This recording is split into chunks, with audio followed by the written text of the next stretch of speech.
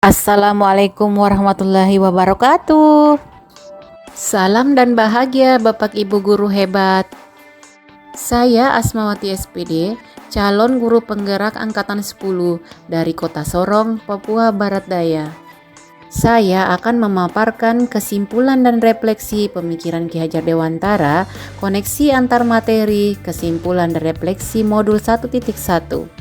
Di modul ini ada 3 pertanyaan yang akan saya simpulkan dan refleksikan. Yang pertama, apa yang Anda percaya tentang murid dan pembelajaran di kelas sebelum Anda mempelajari modul 1.1? 2. Apa yang berubah dari pemikiran atau perilaku Anda setelah mempelajari modul ini? 3. Apa yang dapat segera Anda terapkan lebih baik agar kelas Anda mencerminkan pemikiran Ki Hajar Dewantara? Pendidikan dan pengajaran tidaklah sama. Pengajaran adalah suatu cara menyampaikan ilmu atau manfaat bagi hidup secara lahir maupun batin.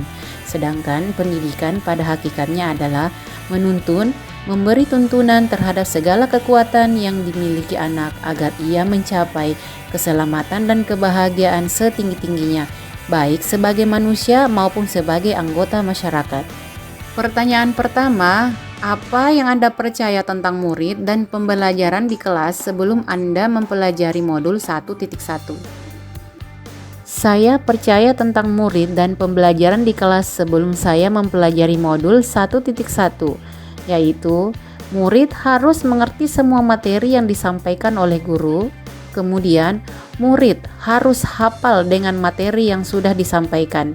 Di sini maksudnya, apapun materi yang telah diberikan, murid wajib untuk menghafal materi tersebut.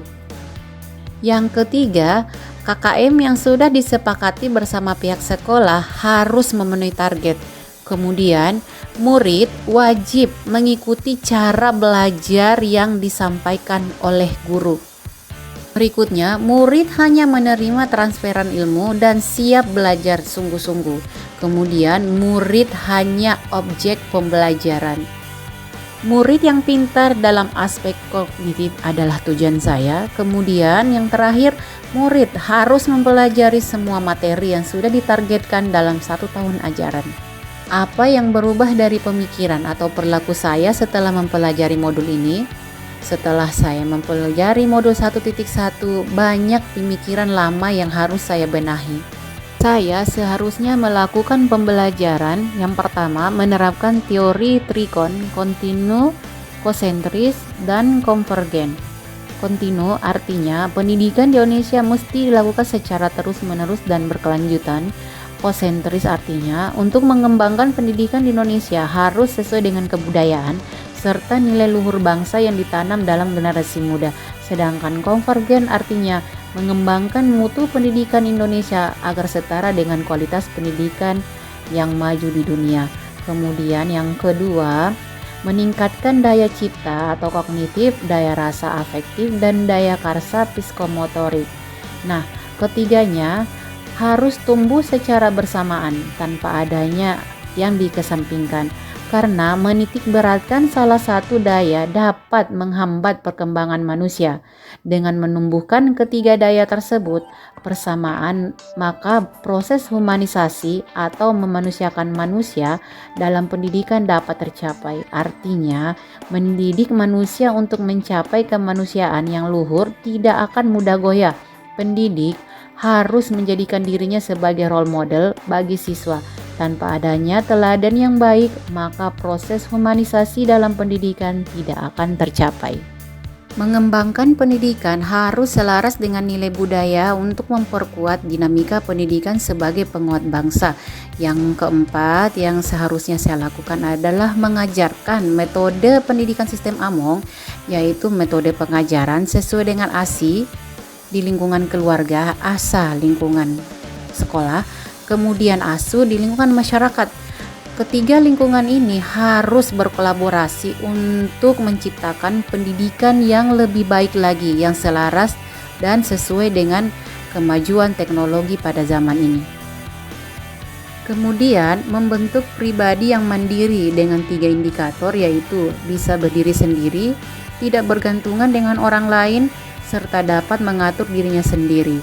Dengan begitu, murid dapat mengatasi permasalahan hidupnya sendiri tanpa membawa orang lain masuk ke dalam permasalahan. Kemudian yang terakhir, seharusnya saya menerapkan konsep pendidikan harus relevan dengan garis hidup guna mencerdaskan murid serta mengangkat martabat bangsa. Dan terakhir, apa yang dapat segera Anda terapkan lebih baik agar kelas Anda mencerminkan pemikiran Ki Hajar Dewantara?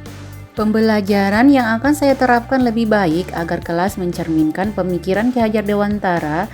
Yang pertama, merancang dan melaksanakan pembelajaran yang interaktif melibatkan murid. Kemudian, menerapkan pembelajaran berdiferensiasi.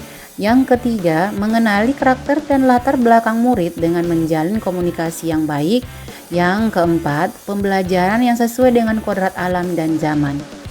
Di modul 1.1 tentang pemikiran Ki Hajar Dewantara ada dua filosofi yang sangat mengena di dalam hati saya sebagai pendidik. Yang pertama, pendidikan itu menuntut segala kekuatan kodrat yang ada pada anak-anak agar mereka dapat mencapai kebahagiaan yang setinggi-tingginya, baik sebagai manusia maupun anggota masyarakat. Kemudian filosofi yang kedua dari Ki Hajar Dewantara yaitu anak-anak tumbuh berdasarkan kekuatan kodratnya yang unik. Tidak mungkin pendidik mengubah padi menjadi jagung atau sebaliknya. Terima kasih telah menyaksikan video ini. Semoga bermanfaat bagi kita semua. Salam bahagia Bapak Ibu penggerak. Wassalamualaikum warahmatullahi wabarakatuh.